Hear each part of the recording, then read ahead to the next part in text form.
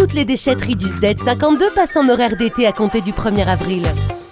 Avant d'aller en déchetterie, pensez à organiser le tri de vos déchets dans votre véhicule afin d'optimiser votre présence sur site. Retrouvez la déchetterie la plus proche de chez vous et ses horaires sur le site internet sded52.fr. Les concessions du groupe Féline recrutent dans leurs ateliers. Afin d'agrandir l'équipe, nous sommes à la recherche de mécaniciens enthousiastes, passionnés et expérimentés. Enfin, nous recherchons des carrossiers peintres qualifiés et avertis pour compléter nos équipes.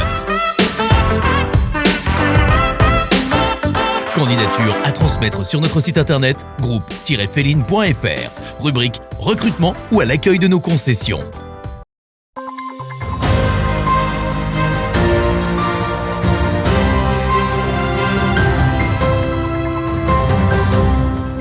Bonsoir à tous, bienvenue à votre 15 infos du lundi 3 avril. Voici les titres.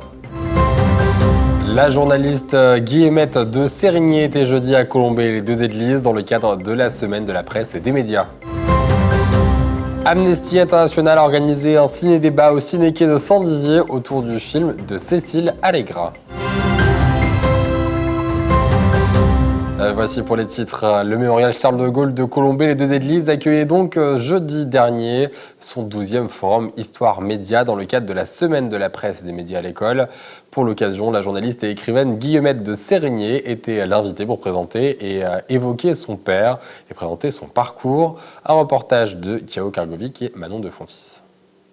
Journaliste au Monde, à l'Express ou encore au Point, la liste est longue pour Guillemette de Sérigné. Mais aujourd'hui, devant son auditoire, elle se présente en tant qu'écrivaine d'un livre sur les traces de son père, le colonel Brunet de Sérigné, décédé lorsqu'elle n'avait que 9 mois. Je l'ai à peine connu et il m'a fallu du temps, et il m'a fallu être journaliste, confirmé, pour écrire un livre sur lui et d'une certaine manière pour retrouver ce père que j'avais mal connu, même si on m'en parlait beaucoup. Héros de la bataille de Bir Hakeim en 1942, il décédera en 1948, quelques mois après sa naissance.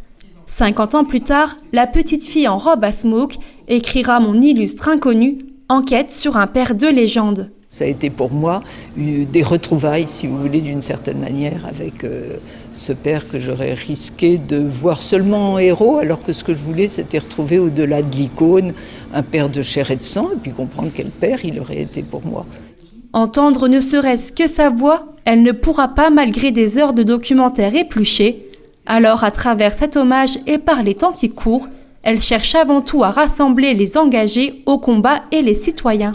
Donc mon but aujourd'hui, c'est vraiment de faire en sorte que le monde militaire et le monde civil, qui sont deux mondes qui malheureusement trop souvent s'ignorent, arrivent à se retrouver et à comprendre les valeurs qui animent l'un et l'autre.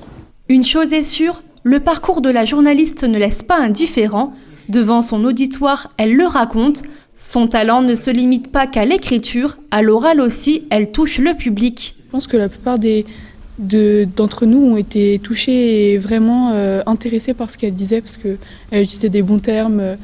La manière dont elle la racontait, en fait, c'était vraiment très intéressant et c'était vraiment, du coup, j'ai vraiment beaucoup aimé. Qui sait, la journaliste donnera peut-être quelques idées à certains. En attendant, le devoir de mémoire est assuré. Le mémorial Charles de Gaulle peut se satisfaire d'avoir accueilli une figure de proue du journalisme. Et zoom sur l'image de ce dimanche, à l'occasion de la journée mondiale de la sensibilisation à l'autisme, la préfecture de la Haute-Marne avait éclairé sa façade d'un bleu éclatant, symbole du rêve et de la vie, par cette couleur douce et apaisante appréciée des personnes autistes. Jeudi 30 mars, Amnesty International a organisé la projection du film Le Chant des Vivants au Ciné-Quai de Saint-Dizier. Après le film, un échange avec un groupe était prévu avec le public. Un reportage de Thiao Kargovic. Comme chaque année, le groupe Amnesty International présente au cinéma un film coup de cœur. Cette année, c'est Le Chant des Vivants, réalisé par Cécile Allegra, qui a été retenu.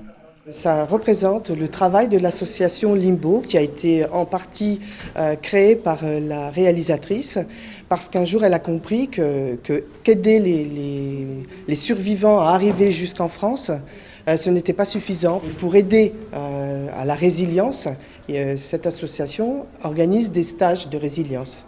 Et Ouais, on voit leur travail et la création de chants, là particulièrement dans ce film. Survivants de la longue route de l'exil, on suit dans ce film l'arrivée de jeunes filles et jeunes hommes à Conques, au cœur de l'Aveyron. Peu à peu, le souvenir de la route s'atténue et la parole renaît. Une idée survient alors, faire de leur épreuve une chanson. Moi j'ai trouvé que c'était très très beau, c'est un très très beau film.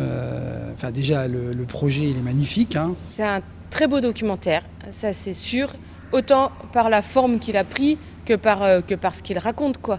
Grande émotion, d'autant plus que j'accompagne en ce moment une personne, un jeune adulte, et où c'est compliqué. Et donc là, je pense que j'avais certaines clés de compréhension de choses qu'il me tait, qu'il ne dit pas. La réalisatrice signe un très beau documentaire en donnant la parole à ceux qui ont été forcés de quitter leur pays, tout en évitant tous les pièges, l'analyse, la politique et le voyeurisme. En somme, une belle leçon d'humanité. C'est la fin de cette édition, merci de l'avoir suivi. Tout de suite, vos prévisions météo de demain. Excellent lundi soir et à très bientôt sur Puissance Télévision. Toute l'actualité qui vous concerne, à voir et à revoir dès maintenant sur puissancetélévision.fr et sur notre application mobile.